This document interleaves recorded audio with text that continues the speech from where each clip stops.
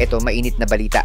Ito, Coach L.A. Tenorio, nilinaw na walang palakasan na nangyari sa pagpili sa Final 12 ng Gilas Under 16 gaya ng mga nababasa niyang komento sa social media. Pinagtanggol pa niya ang Gilas Youth na deserve ng bawat isang napili ang spot nila sa Final 12. Nakitang-kita naman ang resulta sa katatapos lang na Seyaba qualifiers. Pero bago yan, like and subscribe lang mga kabady para sa latest basketball news and highlights. Binasag ni Coach L.A. ang katahimikan patungkol sa lumilitaw na issue na nagkaroon daw ng palakasan sa pagpili ng kanyang Final 12 sa Seyaba Championship last week. May mga kumakalat kasi na issue na ang ibang players daw na bahagi ng kanyang Final 12 ay kapatid o di kaya naman anak lang ng mga kaibigan ni Tenorio, kaya daw ito napasama sa Final 12. Kagaya na lang daw ni Chris Paul Miranda na anak ni Denoc Miranda na matagal na kalaro ni LA sa UAAP at kalaunan ay nakasama din niya sa PBA ng ilang taon. Isa pa nga sa players na sinasabing konektado na agad kay Coach LA ay ang anak ni Paul Tanchi na si Ethan na nakasama naman ni LA Tenorio sa Ateneo noong 2001. Hindi rin nakaligtas ang kapatid ni Nick Cabañero na si Anduele Cabañero na nakita nating naglaro sa Gilas Youth.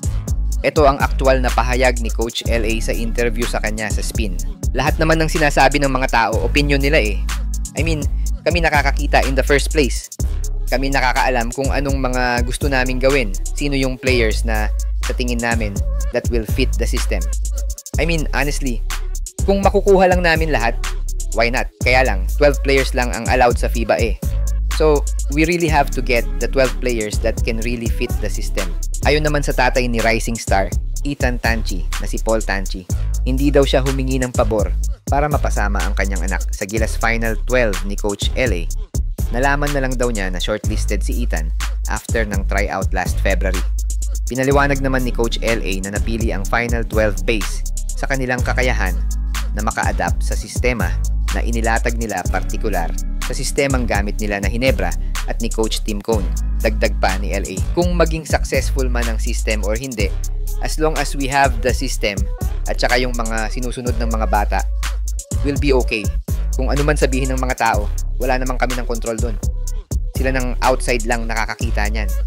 They have the right. But for us, kami nandito sa loob, we know kung ano mang kailangan namin gawin.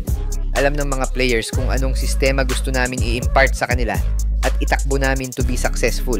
Well, para sa akin, tama naman ang mga sinabi ni LA. Hindi naman sila pipili panigurado ng mga players na walang magiging ambag sa sistema. Pwede ring nagkataon lang din na siguro na yung mga players na konektado kay LA Tenorio na nasa Final 12 ay magaling naman talaga and fit sa system. Nakita naman nating lahat kung paano sila naglaro, like Ethan and Miranda. They deserve to be part of the Gilas 12 for me. Kung hindi kasi sila fit, malamang talo ang team natin and baka iba ang resulta ng ibang games ng Gilas Youth sa Seyaba. But what important here is Coach LA addresses these issues and wala naman sigurong dapat discussions regarding sa pinili niyang lineup since LA is the one running the squad and the system and may karapatan siya na piliin yung karapat-dapat sa team niya.